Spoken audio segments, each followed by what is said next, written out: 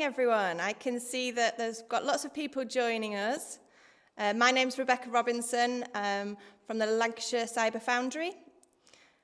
Really looking forward to starting this session all about could we hack your business? We're going to just give it a few minutes just to let lots of other people join. In the meantime, there's a couple of housekeeping things I just wanted to go through. If you have any technical issues, please contact Gemma. I'm sure that you'll have already been in touch with Gemma Collins. She'll be available on email or by phone if you want to contact her.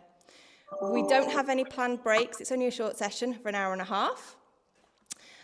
Following the session, we'll really ask you to join our newsletter. So we'll send you out a link to join our newsletter.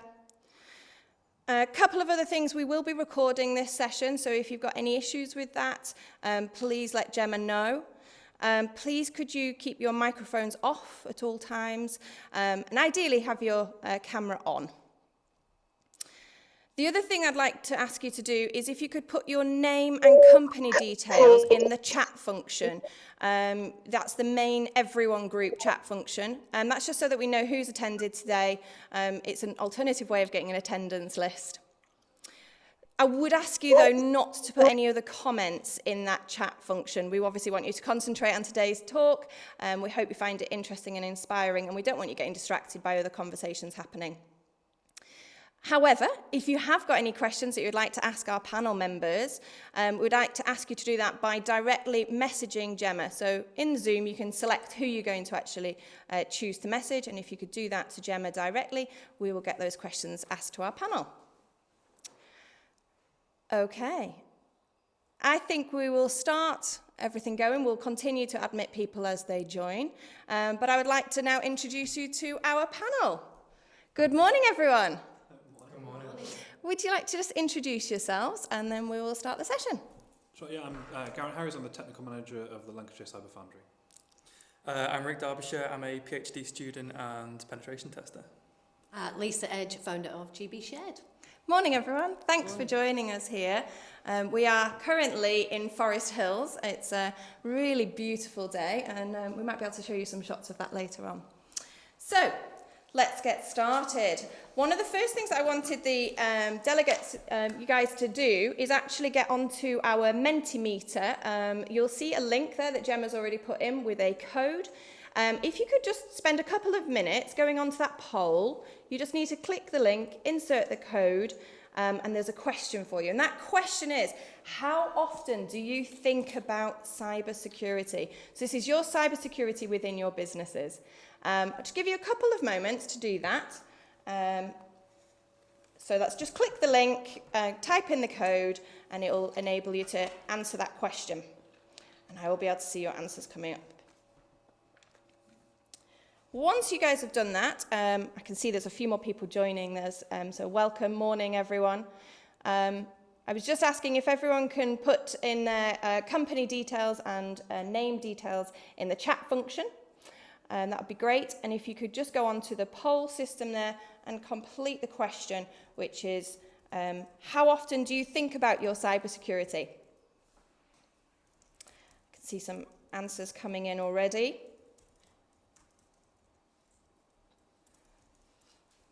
So we've got somebody thinking about it annually. We will be obviously talking about this and the significance of this later on. The options are weekly, monthly, annually, and never.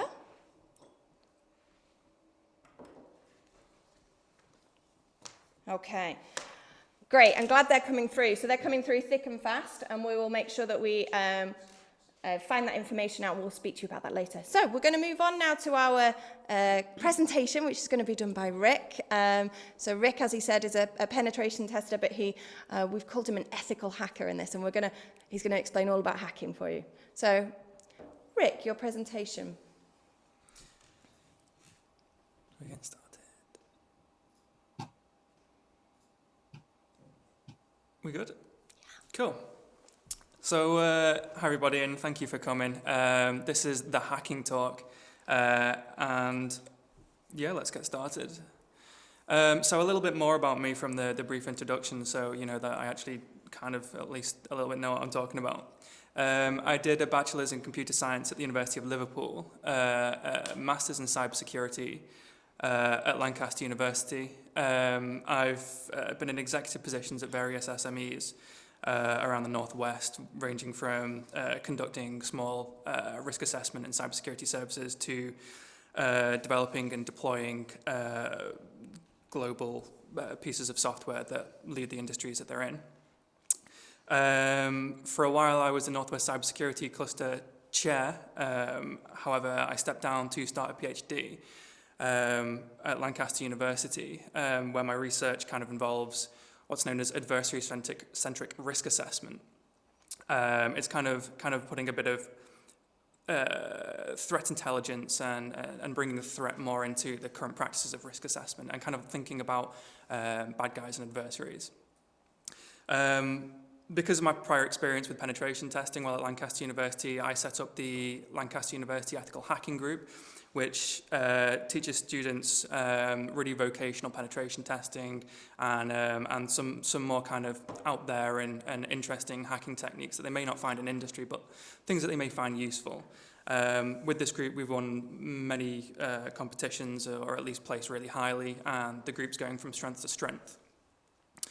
I've then come full circle, and I've now been lecturing penetration testing on the cybersecurity masters at Lancaster University as well. And finally, most importantly, I've never ridden a horse. So what's hacking? Hacking is commonly associated with English riding. It's a type of horse riding. It's mainly known as that around Canada and Western North America, Europe, and obviously England. It's kind of like riding a horse for light exercise for both the horse and the rider. It's usually on roads or trails, so the conscientious of you who've been driving around English countryside have probably, slowed down for a horse. I ride motorbikes, so the horses get extremely jealous of the extra horsepower in the similar form factor, so I have to slow down quite a lot. It improves balance and coordination for the horse, so it's really great for everyone involved. But enough horseplay. We want to hear about hacking in cybersecurity. So prior to writing this talk, I thought I'd get some stats to be as recent and relevant as possible, and something staggering came up. There's not once been a horse-related cybersecurity incident in recorded history. Researchers and experts believe that this is due to limited input and output. So horses typically don't have Bluetooth, wireless, Ethernet, or RJ45 or anything like that. And it just seems that horses are extremely resilient to all known computer-based attacks. And while they're extremely resilient, we really have to be careful about what offensive capabilities these horses have. But what really is hacking? It's not just breaking into computers like you've seen on things like Mr. Robot or the popular 90s film Hackers. It's using something in a way which it was not originally intended to be used. Possibly such as speaking about a completely unrelated definition of hacking at a cybersecurity event. It can be for benevolent or malicious purposes, so it's not always a bad thing, and we'll get onto that in a moment.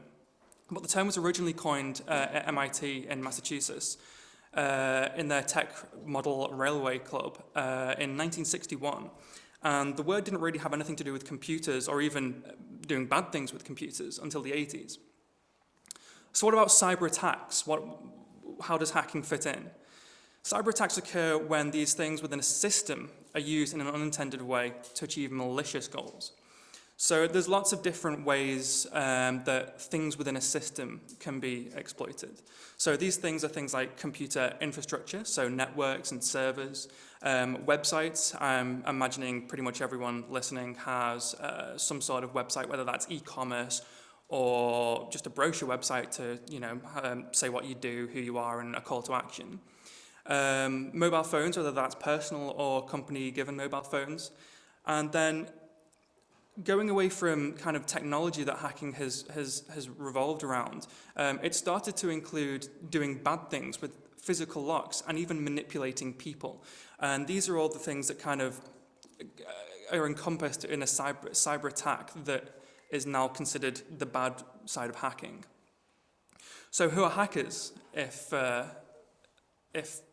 not all bad? So the cybersecurity professionals, I consider myself a cybersecurity professional, and I also consider myself some sort of hacker. But it's not just cybersecurity. So people that just do non-security related computer coding, they can be considered hackers because they're creating things, they're using things in different ways. And in the same way, inventors, even if you think of like comedy inventors where the changing one thing into another, that's a form of hacking. And same with hobbyists and lots of different types of hobbies and physical hobbies. Bad guys are bad guys. These are the ones that sometimes use offensive cybersecurity techniques. And for the rest of the talk, let's call them adversaries. This is the term that I've been using in my research, and it's the term that I use with clients. And it seems to kind of separate this from me being a hacker and a bad guy being a hacker, or an adversary being a hacker. So who are the adversaries? They are typically grouped into ambiguous top trumps-like categories. So you've got things like state-sponsored groups, organized criminals, hacktivists, insiders, and script kiddies. And that list kind of is in descending order of their capabilities. So state-sponsored groups think of hacking teams that work for entire countries that do really big critical national infrastructure attacks, all the way down to script kiddies, which means the kind of teenager in the bedroom who's just downloaded a hacking tool and is kind of launching it around the internet without any cause for concern or understanding of what that does. You'll find in a lot of the literature that there's all sorts of stats, and this is where we get a little bit top trumps. And it's easy to get carried away with these kind of adversary groups, and it's very interesting and very useful to put them into these groups. But the key thing to consider is it's basically anyone with the intent, motivation, and technical capability, which is quite personal to your business, and it's something that you should really think about as a more fluid way before starting thinking about who would be targeting your business split into a group.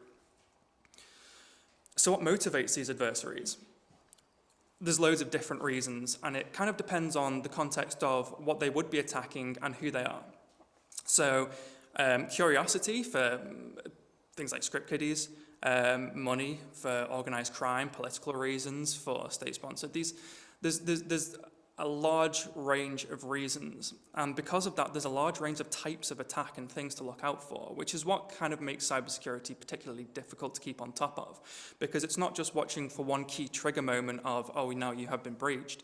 There's lots of different types of attacks and lots of different things you need to really keep on top of. And what's worse is that means there's a lot of people that have a lot of different motivations. So let's move on to what's an ethical hacker. Now, we've spoken about what a hacker is and what an adversary is in terms of cybersecurity. So what's an ethical hacker? There's a lot of names that go on for this kind of role. So ethical hacker, red team, a penetration tester, white hat. You may have heard of these or any others that have been going around. And there's a lot of names because there's a lot of roles that have slight nuances. But essentially what they all do, they're the good guys that try and find faults within your system before your adversaries do. There's a few types of engagement within ethical hacking, let's say. And this list kind of goes in ascending order of technical capability required and the depth that they go into and the maturity that you would want to be at in terms of your cybersecurity program before you take on one of these engagements. So vulnerability scanning is the very entry-level thing, and it's something that you would try and get done fairly regularly. It's something that could be done quite quickly. It's a use of automated tools to just uncover vulnerabilities and see what kind of services and service versions are running on your systems, just to notify you. Moving on to penetration testing. This is where, rather than just automated tools, skilled individuals would take a few days to attack a limited scope of your system, obviously being conscious of not damaging anything. Here, rather than just identify vulnerabilities, the goal would be to also to exploit them and to really find out if these vulnerabilities are exploitable in the first place and what kind of impact would come of it. In a report from this, you would look to see, in a good report at least, how they did it and also what kind of things you could do to remediate the problems that have been found. And finally, red teaming is going to the very high end of things. Red teaming is also known as adversary simulation, which kind of gives you an idea of what it is. It's simulating a high-end adversary and using all the same tools, techniques, and procedures that a state-sponsored team perhaps would use. The idea of this isn't to find vulnerabilities, it is to test your response and recovery and your current cybersecurity practices because you're confident enough that you should be able to thwart the red team. This is something that would usually be done over a longer period of time than penetration test, and it would be considerably more expensive. So I wanted to talk about some common initial attack vectors as well. And hopefully give you some helpful hints. And these are very basic and a very high level, so don't think that this is all you have to do or these are the only types of attacks that you can face. So infrastructure exploits. If you have anything running maybe on a cloud server or if you have on-premises servers, this is where you would find the most typical Hollywood-style hack, where there's an adversary sitting in some darkened room with a black screen with white text typing away and launching exploits at your actual infrastructure. Fortunately, these are becoming slightly less prevalent, and if you patch as regularly as you can and you start getting vulnerability scans as regularly as you can, maybe monthly or quarterly, this is where you can really make a big impact and make sure that the possibly most devastating attacks are stopped as easily as possible. Like I mentioned before, most people will have a website, and attacks against websites and web applications are becoming extremely common.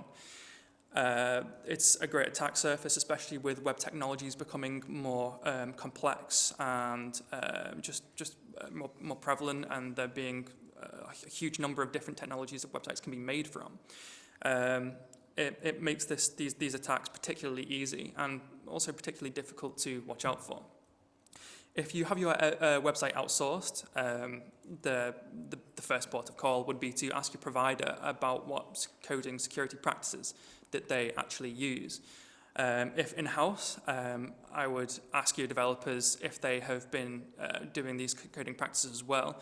If not, or if they're unsure about it, or they kind of give you a shrug and say maybe, the best port of call to begin with is OWASP, which is it's called the Open Web Application Security Project. And it's a great place for developers to not only find out what attacks are available and how to do them, it will also give them guidance on secure coding, and it will talk about being able to defeat these type of attacks before they even begin by coding securely and being careful. And finally, phishing is possibly the most important thing to look out for and the most prevalent thing nowadays.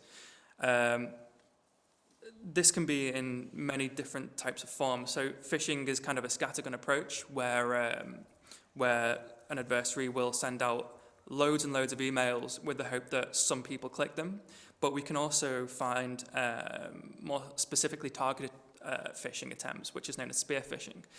This is where an adversary would look to target one or two people within an organization and make extremely personal emails and really get into their mindset and try and trick them in a much more convincing way. The kind of advice you'll hear in very generic security training for regards to phishing is really quite brutal, and it's don't click on links or don't go on websites unless they have the green lock, and there's a lot of subtle nuances to those things. And I think not clicking on links is something that people just don't listen to because it's not possible. Same with opening attachments. So what I'd urge you to do instead of just ignoring that advice, is at least take your time. If you're going to take action with an email, such as opening a file or clicking a link, be a little bit skeptical. Think about who sent it. Try and see the email address of who sent it. Does that look legitimate? Is this email expected? Does the file or link seem credible? Is this something that is likely to have been sent to you? And going one step further as well, that I didn't write down here, if you've been sent a link to something, let's say online banking, maybe don't click on the online banking link. Maybe navigate to that yourself and find out the source of what you've been sent on their website rather than going from their link. And that kind of thing will help you from falling foul to some of the, at least the more simple ones. And finally, I'd like to talk about the impacts of a cyber attack, and these are quite brutal but quite simple as well. They can be split into two different categories. The adversaries' goals, what they want to achieve and what they want you to have felt. So financial loss, for example, it might not be that a goal is for you to lose money, but it could be for them to gain money through your loss. Intellectual property theft and data theft, both of these can be extremely devastating. And finally, services being offline. I mean, if someone wants to crash a service or execute a distributed denial of service, these kind of things will take you offline, and this can be quite devastating for certain organizations specifically, like e-commerce. And finally, there's fallout. Things like financial implications. Obviously, the really obvious one is GDPR fines, but there are all sorts of other financial implications from this. Reputation loss. Lots of organizations that have suffered very public cyber attacks that are becoming increasingly common and handle things extremely badly have tarnished their reputation almost irreparably. And finally, loss of customers from the reputation loss and from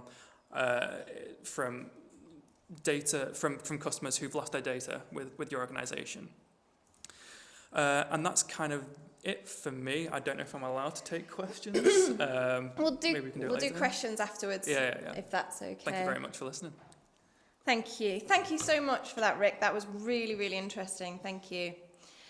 We've got a few questions now for each of the panel members, but I'd just like to remind you, those of you watching, if you do have any questions of your own, please message Gemma and she'll make sure that they get through to the panel.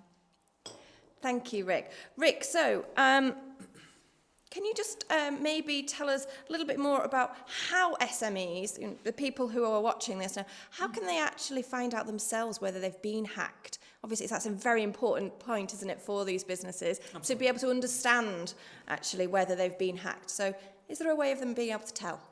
So this is one of the interesting things, and it leads into why SMEs are so frequently targeted, because without a very mature security program, it's quite difficult to tell if you've been hacked. And usually the only way that you will find out is if the impact or the intended impact from the adversary is realized. So if you all of a sudden realize that data has been going missing, or God forbid, all your files start being encrypted or something like that, that's usually when you find out and when it's too late. Those kind of detective capabilities are being trickled down to be more usable and more accessible to smaller companies. And they do require some technical capability. But the NCSC, and I've forgotten the name of it, I can't remember, did we speak about it? The NCSC have a detection capability thing that guides you through it, and I'd urge people to check that out, and I'll try and find the name of it so we can talk about it. That would be great, yeah, that would be really great, and if we could share the link with everyone, that would be really helpful as well. Thank you.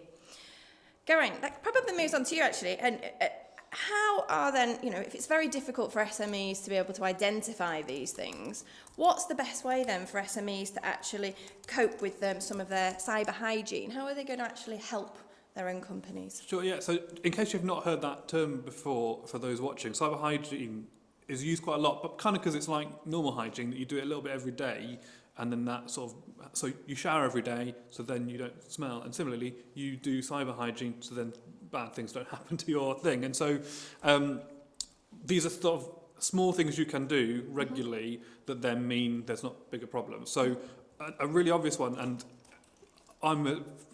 we all find this very frustrating. You log on Monday morning, going and do a little work. Oh, you need to update your computer.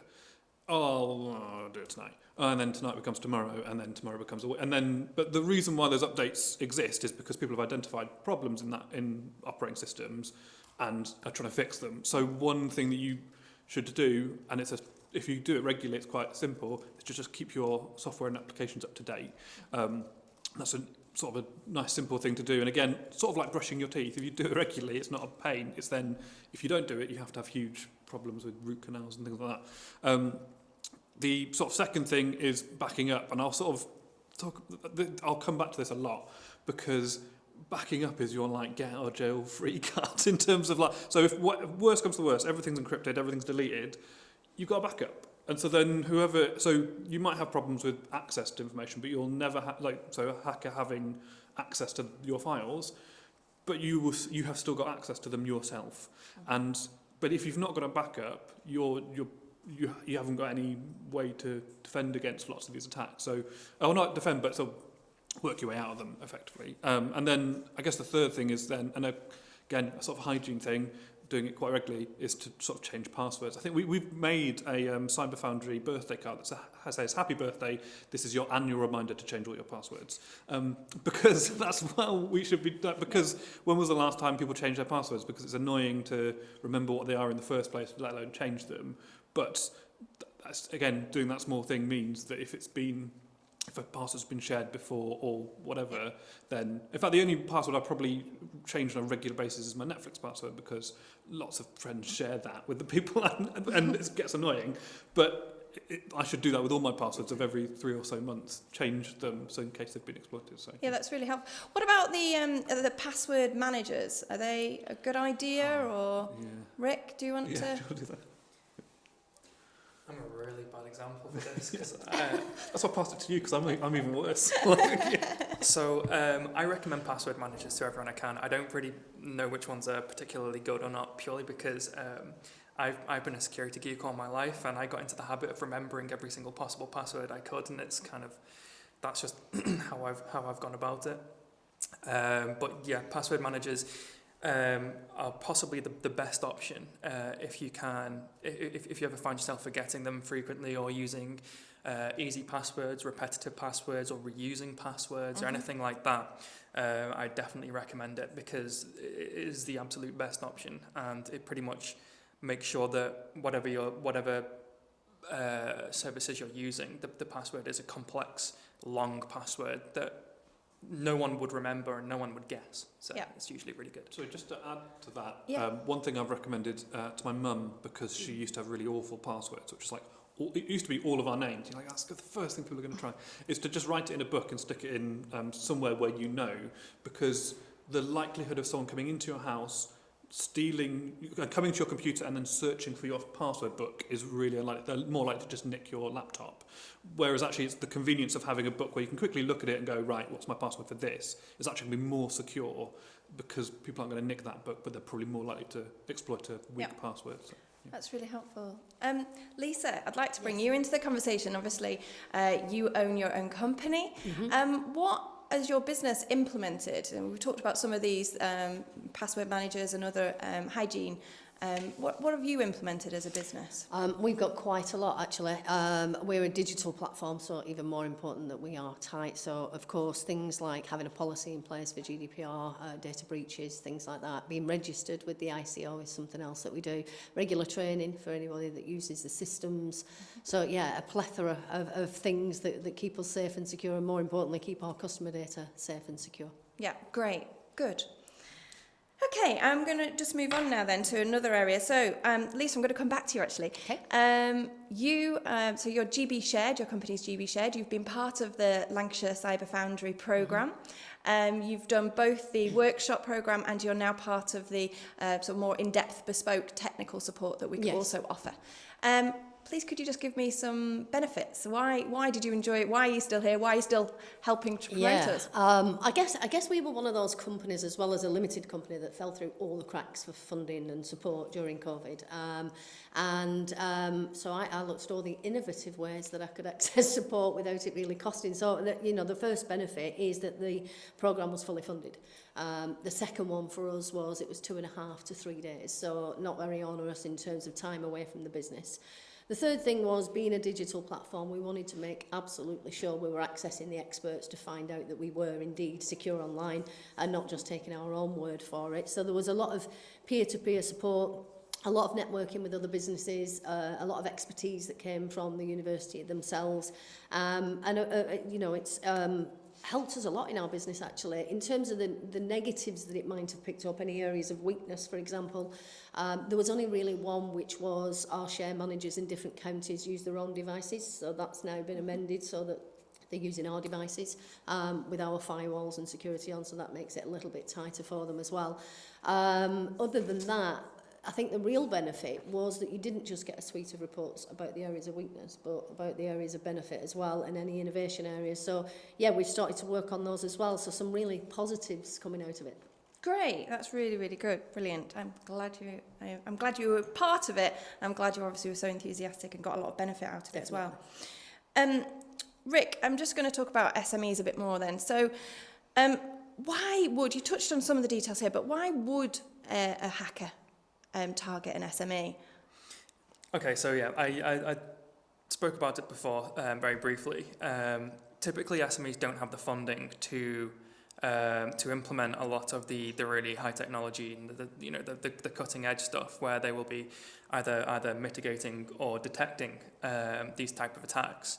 So rather than go for the really big fish that these global organizations that have absolutely everything locked down and really mature security programs and have entire security operations centers watching all of the traffic, SMEs typically are less mature in a cybersecurity aspect. And because of that, it's kind of like low-hanging fruit also from two perspectives. One, if they don't have anything mitigating or any attacks or any patching regimes, or they don't have any training in the first place, it can make getting in particularly easy. And two, if they don't have any of these and don't have any detection capability, it means that they're less likely to be detected. There's less risk for them. So for them, it's kind of a no-brainer. And yeah, it's all about going for the lowest costing attack in terms of their required skill, their required finance, and their required or perceived risk. What's more is, oh no, I totally went blank. That's all right, that's okay. Well, I've got a follow-up question actually that I'll ask Geraint. So as part of these attacks, one of the kind of popular attacks is ransomware. Yeah, sure. So I just wondered if you could quickly describe what ransomware is, and then really try to explain to some of our SMEs, how can they defend against ransomware? Can they defend against ransomware? Sure, yeah. So probably the most famous or recent ransomware thing is the WannaCry attack, which was the NHS, back when the NHS wasn't in our consciousness as much as it is now, but as in the NHS was hacked, and in a ransomware attack where effectively what the attackers did was got access to the files, encrypted all the files, they had the password or the decryption for that, and basically then said to the NHS or areas of the NHS, we've got all your files, we'll give you the password to unlock them, but you need to pay us. And that's why it's ransomware, because you're being held to ransom.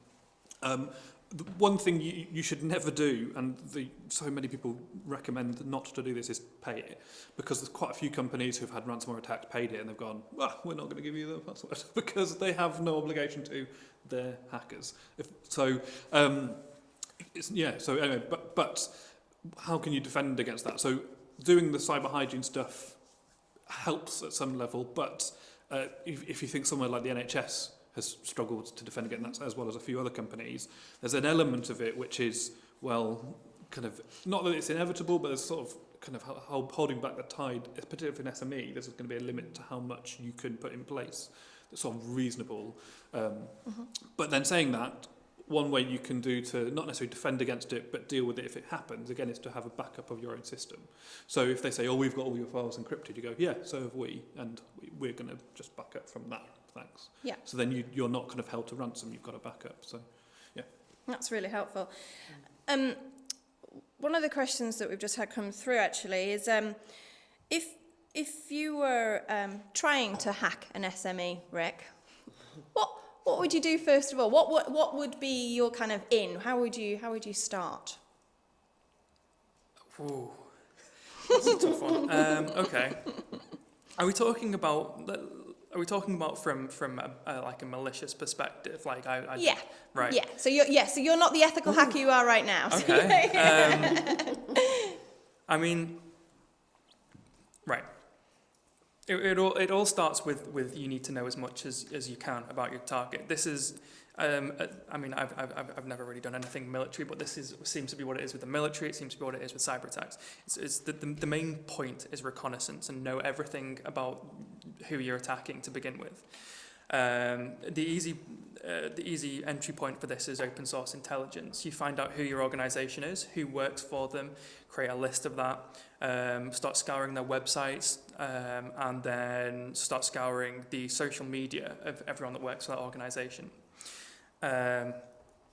Once you have an idea of what their infrastructure looks like, you can possibly start doing some very slow scanning techniques against them to see what kind of infrastructure they have. But usually nowadays, infrastructure doesn't really offer much up. The best thing would be to try and find some psychological weaknesses or something in that vein in some of the staff that work there, and craft a phishing email.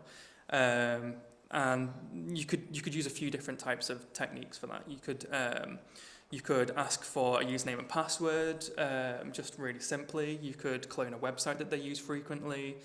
You could do what's known as a watering hole attack, where you set up a website that they would expect to go to, that is cloned of it, and then that will deliver malware.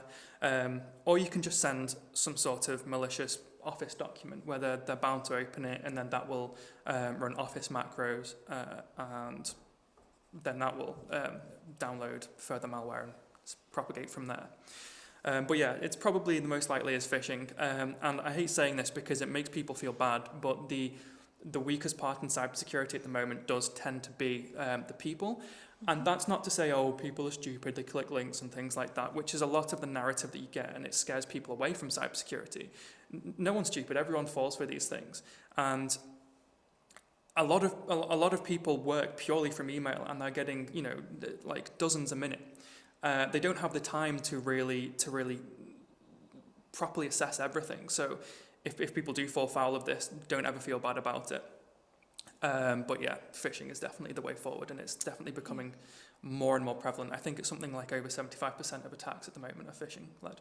Gosh, that's a lot, isn't it? Just to add on that, one of my team did an experiment because one of our team's a magician, and he's quite interested in the psychology of people's assumptions about things and things like that. So he did an experiment. So when we used to be in the building, we have a sort of scan-in door at our office, and in theory, no one can go through that door unless you scan in. He stood there with he got a load of empty coffee cups and stood there with a briefcase under his arm, a load of coffee cups, and just said, "Oh, could you do me a favour and hold the door?" And to see how many people would do that, and the vast majority did. And he's basically saying, well, in theory, people should say, "No, I don't know who you are.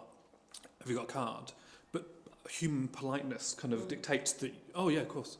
And you're sort of saying the way to defend against more physical attacks of people trying to social engineer you is just be a bit rude. But yeah, so he's sort of saying, oh, in theory, no one knows who I am, and I have access to places, which is maybe different for SMEs because you may not have a scanning card or things like that. And we're not in the office per se. But just to reiterate Ric's point, that it's often people is the weak point, and sort of hackers know that. So. Yeah. Lisa, I know that you said before that you do quite a lot of staff training. You make sure that you've got these policies in place, I guess, to do exactly what these guys are saying, is to help empower your staff to know where perhaps some weaknesses may lie. Have you, as a company, ever been exposed to anything? Have you ever been hacked, or have you ever noticed have you had any phishing? I'm sure personally you've probably had phishing emails. I think we've all had phishing emails. But is there anything that you're aware of in your company that is perhaps a weakness there? Not particularly so the company, although, everybody gets those phishing emails. So we have spotted them, and we obviously train the team to recognise, as you quite rightly said, which is the sent from email, which is quite often a big giveaway in a dodgy email as it come from the person that it's saying. But I know when we replicated a site once, immediately there was an allow and go that was attached to it. I don't know if you're familiar with the allow and go. So it's like a confirm you're not a robot.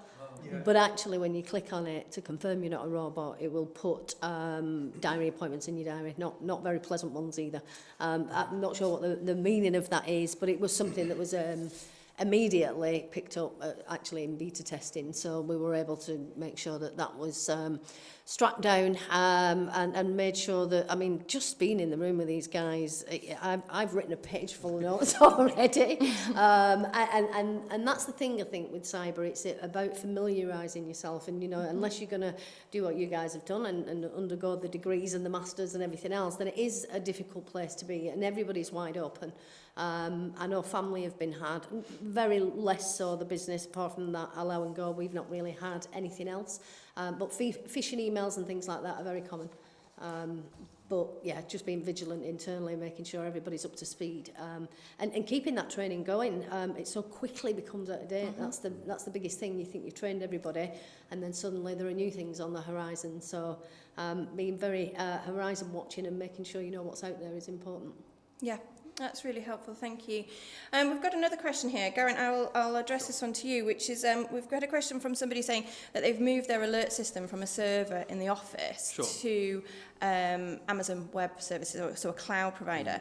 How can you be sure that that's not going to introduce additional risks? Is there, you know, this whole question, isn't it, that we're all using cloud-based things at the moment. Are they safer? Should we be doing some kind of checks on them? Yeah, sure. Yeah, that's a really good question, because if I remember going to a talk like 10 years ago of someone saying, oh, the cloud's the new big security risk, and everyone being like, what is it? And then it's like, well, it really is. Taking a step back, in security, and when you're running a business or doing any sort of thing like that, you're effectively making a decision of security versus convenience. So to be more secure, if I had a 1 million character password, that would be impossible to crack. But it would not be manageable to do that every time I wanted to log in to check my email. So effectively, I'm making some sort of compromise and sort of saying, that's long enough that I think it's sufficiently strong, whilst I can remember it being convenient.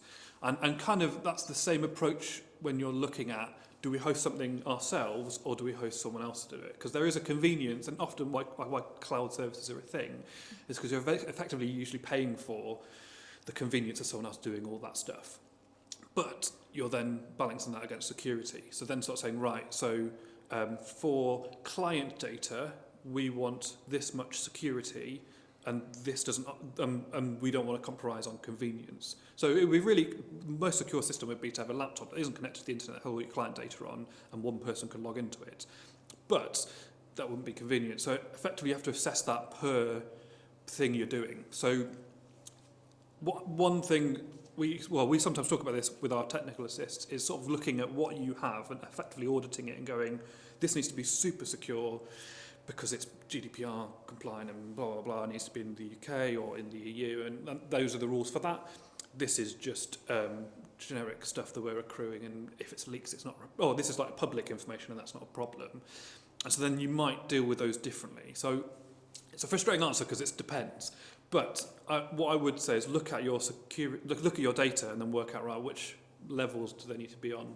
And then in terms of actually, so like Amazon or Microsoft or other products, there should be, particularly big companies will have like a huge, so I think is it Microsoft that spent £1 billion last year on like cloud security or something mad like that. They really do shout about, this is why this is secure.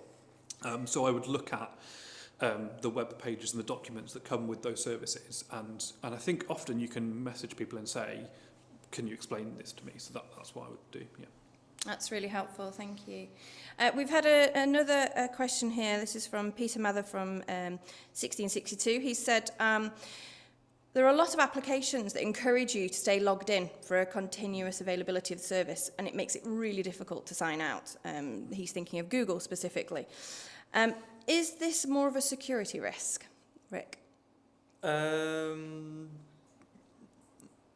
my knowledge, no. And I'm saying to my knowledge because I don't want to say no and then something that I haven't thought of. If something is logged in on your own device, unless someone has physical access to it, it shouldn't impose any additional attack surface or any additional risk to you. But no, I honestly cannot think of anything immediately unless there's something extremely niche, let's say. But I completely understand that the frustration of this. My nephew recently logged into my mother's laptop on his Google account, and it took me about half an hour to work out how to sign out and keep it signed out, so I completely understand the pain. I was going to say on that, so I often use the analogy of a house. So for example, like my laptop is like my house in as much as I have, there's a front door key, which is the password of my laptop. And effectively, if you have my front door key, you can get in my house, you can do anything. So that should be the most secure thing in there. But equally, I might have a safe in my house for things of, well, someone might. And effectively, that's sort of the relationship you have with, you need access to log in, but then sometimes you need like access inside it. So it's then thinking, right, my lounge in my house doesn't have a lock on. Similarly, like my Netflix is logged in because I don't mind. But things like my banking, I log in every time. One, because it forces me to, but two, that's kind of like the safe where I need to use another key. And so it's, again, looking at the data and looking at your things and thinking, right, well, what things, if someone got my laptop, would it not be a problem that they saw? But what things do I need to protect? So like, if you had a password on client files, that's probably a good thing, because then even if they've got your laptop password, they can't get into the client files. And it goes without saying you shouldn't have the same password with those two things. So yeah, but it's then again working out if people got into my Google account, is that a problem? Or is it strong enough that my main password's okay? Yeah, yeah, that makes sense. Great, thank you. Lisa, obviously, like I said before, you're from GB Shared, you're an SME. Can you tell everyone what the legal obligations are for SMEs to report whether you've been hacked and if you've noticed being hacked? Yeah, of course, if we ever came across that, the first port of contact is to follow our internal policy that we've put in place. Beyond that, it is investigation and identification of the data or the breach or what it actually is. Obviously, registration with the ICO. The ICO obviously alert them if you have been subject to a breach, but on top of that, I think the ICO are really good at providing sort of self-assessment tools as well, so you can identify not only if you have been breached, but to what level. So, for example, anything that is a little bit more high risk, you can escalate. And I'm pretty sure that gives you the need to inform the individuals as well, if their data personally has been breached.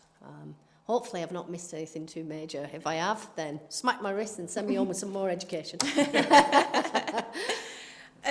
Actually, it kind of links on to another question that's just been asked. Where can people find out about professional advice for cloud-based questions or anything like this? Where can they find professional advice? The Lancashire Foundry. Correct answer, Geraint.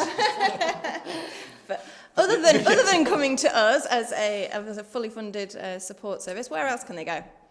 You probably know better. Yeah, they all have some brilliant resources on their website. A lot of... Sorry, go on. No, you're after you. A lot of the major government agencies like the ICO, like I was saying before, I remembered, by the way, the NCSC tool I mentioned was Logging Made Easy.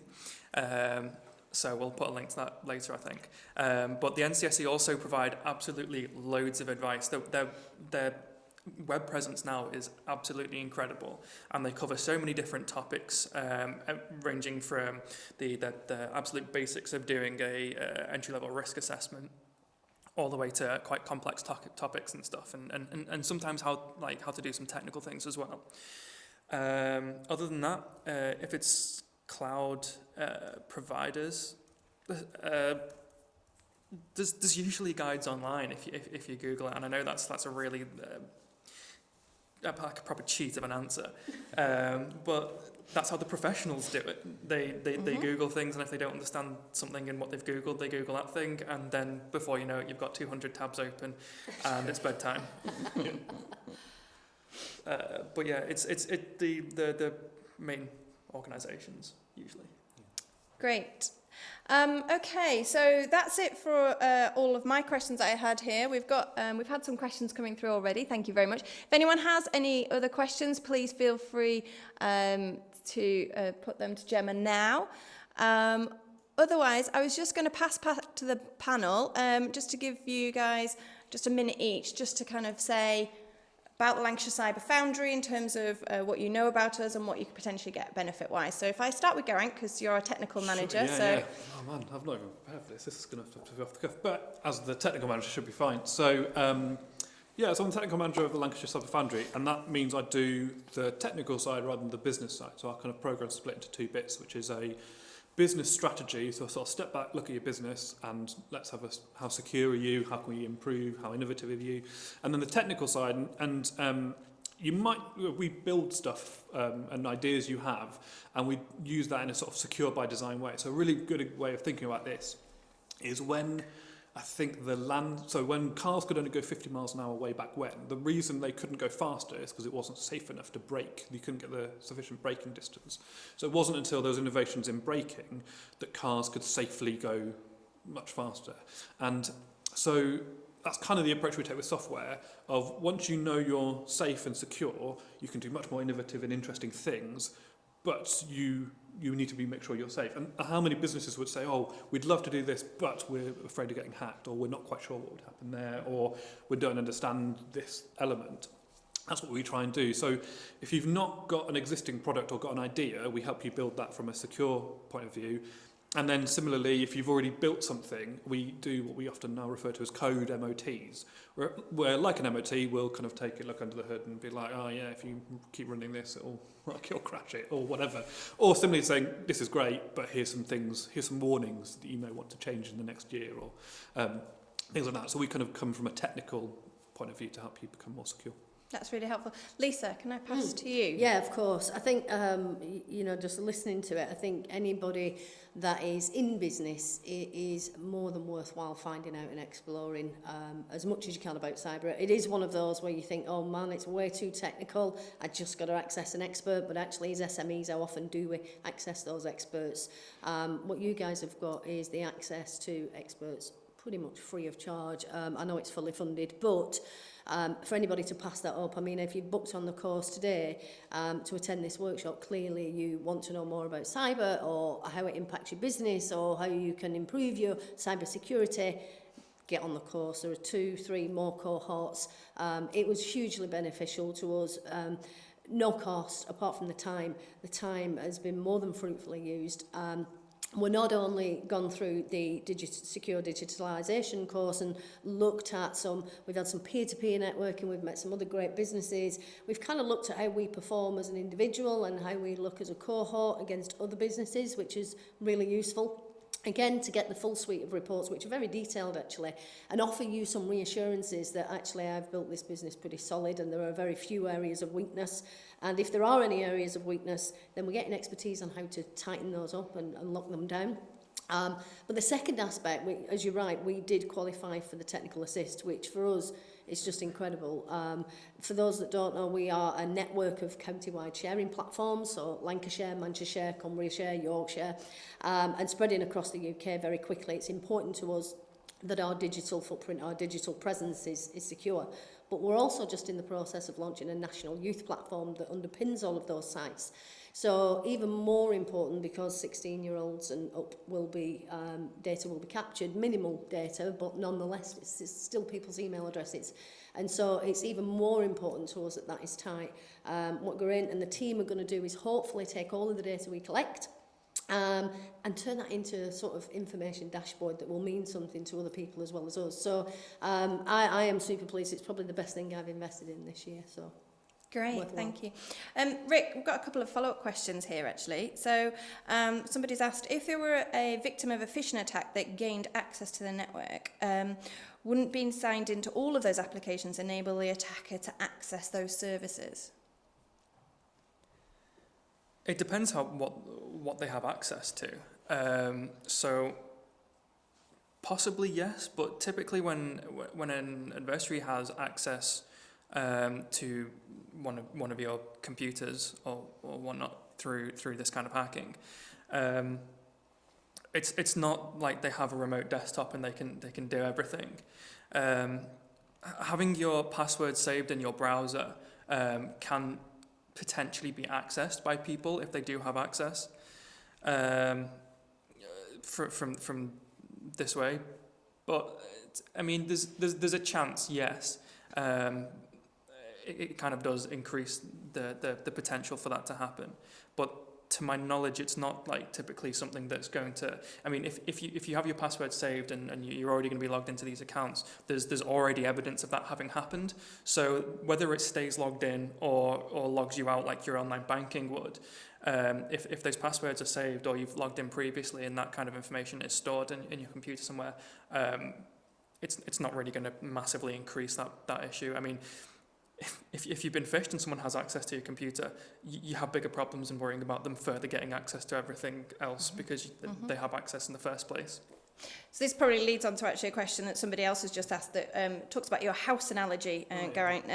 So it says, is it correct to view then as leaving the house safe open and only locking the door? So only locking the front door and leaving your safe open, is that okay?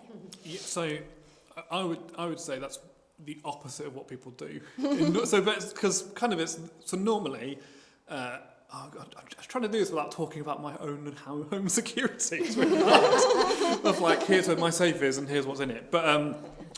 So if you imagine a situation where you've got, in fact, let's think of a hotel room, right? Because they have safes and wardrobes and blah, blah. The reason you've got that is because you put extra value on those things and you want to stick them in a safe. So then you're effectively sort of saying, I might leave my laptop on the bed and my phone, but these precious jewellery I'll put away because actually the value of that is sentimental or particular, or that has greater value. And effectively you need to do that same logic with your house. That in theory you could say, well, my house is secure enough. Because I've got like Line of Duty with a woman with 1 million locks, whatever. You've got loads of locks and your door is more secure than anything in your house. But in this, you're sort of role-playing a situation where imagine someone had access. Am I okay for them to get everything? And it might be you sort of say, well, everything is of broad equal value. So if you don't do online banking and you don't really deal with personal data, then and like your email, you're not too worried about being public. Yeah, you could leave everything logged in and just have one password. And similarly, like in your physical house, if you've not got stuff to put in a safe, that's fine. But if you then do have things that are a bit more valuable or cause you bigger problems if you lose them, then you probably then need to put an extra layer of security on them. Does that make sense? That makes sense. Yeah, no, great. Thank you. Thank you to our panel. That's really great. We're going to now move on to our networking session. So we've got 3 breakout rooms. There's Geraint's going to be in one of the breakout rooms, Ric's going to be in the other, and Lisa's going to be in the other.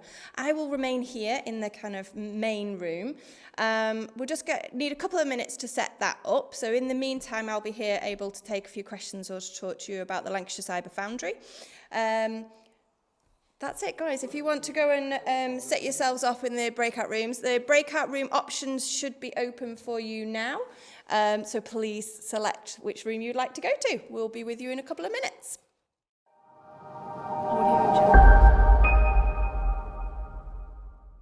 So while we're waiting for Ric to return to the room, apologies if you were mid-conversation. Obviously, there's opportunities to talk to us after this event.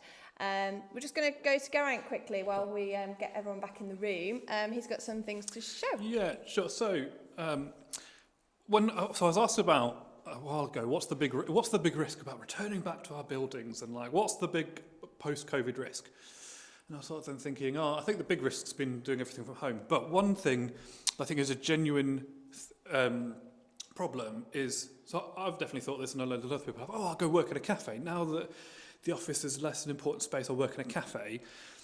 However, but the problem with cafe Wi-Fis and free Wi-Fis is they're very easily hackable.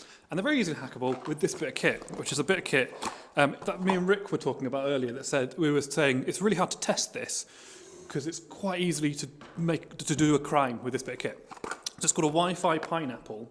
And you can buy them online, not that I would necessarily encourage you to, but effectively it's a USB sort of, kind of like your home hub. So it's effectively like a home hub type thing that you sort of plug in, has antennae, and you plug into your machine. And it can simulate, well, it can do quite a lot of stuff, but the thing that's quite wary in COVID is it can do something called a man-in-the-middle attack. And that basically means it can pretend to be the router you're connecting to. So it connects to the router in the cafe or whatever, you connect to it and it pretends to be the router. And you talk, they think, oh, is that a problem? So well, it kind of is, because they can sit and grab everything you have. So banking passwords, emails, they can just sit there, run software that just takes everything. And actually, so you go, oh, how do you detect this? You kind of can't. So if you're so I could be sat in a cafe with my laptop with this plugged in, or in a rucksack, it doesn't even need to be out. And that can pretend to be the router of the cafe. So that's quite a real thing. Like this was 100 and something quid off the internet. To be fair, I did get a call when I bought it from customs saying, why are you buying this? I did say, I work at a university and it's, I'm doing testing, blah, blah, blah, which was true at the time. Yeah. But yeah, so one of the risks in returning to thing is then thinking all Wi-Fi is equal, and it's not. Your home Wi-Fi, your work Wi-Fi are very different to cafes and internets and things like that. I've got some other things as well, just because it came with a set, is effectively, so I've got a MacBook that doesn't have any USB, I had Ethernet ports. If I want to connect, you can buy those USB Ethernet adapters. Just be wary of what they are. So this is a USB Ethernet adapter, but again, it has some software in it that sends that to an IP address. So again, that's the same principle, but you install that physical bit of kit. And again, there's another similar thing, which you can hide under a desk. So you plug in the Ethernet cable, put another Ethernet cable in, it sort of sits in the middle of that connection. But all these tools effectively sit in between you and your internet and take all the stuff. So these are more obvious because you have to plug them in, whereas the Wi-Fi Pineapple, there could be one, well, there is one in this room, but as in there could be one in this room and we wouldn't know unless we sort of checked and we've all connected to the uni Wi-Fi, but if there wasn't, we wouldn't actually know. So when you're returning to work, and just have a think about what you're connecting to. I guess what we're saying then is to make sure that you connect to a known, secure location rather than something that's unknown, and try to avoid those cafes and all those unsecure connections. It's fine for Facebook and Netflix. It's just not good for like banking and client data, basically. But that's great.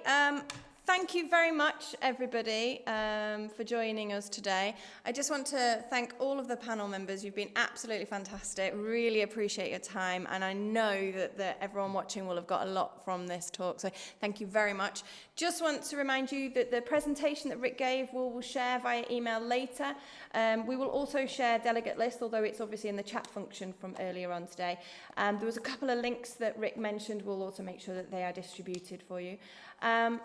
Please remember that the Lancashire Cyber Foundry is here to help you. We are a fully funded service. We do 3 things. We do the business support, which is the workshop that Lisa talked about earlier.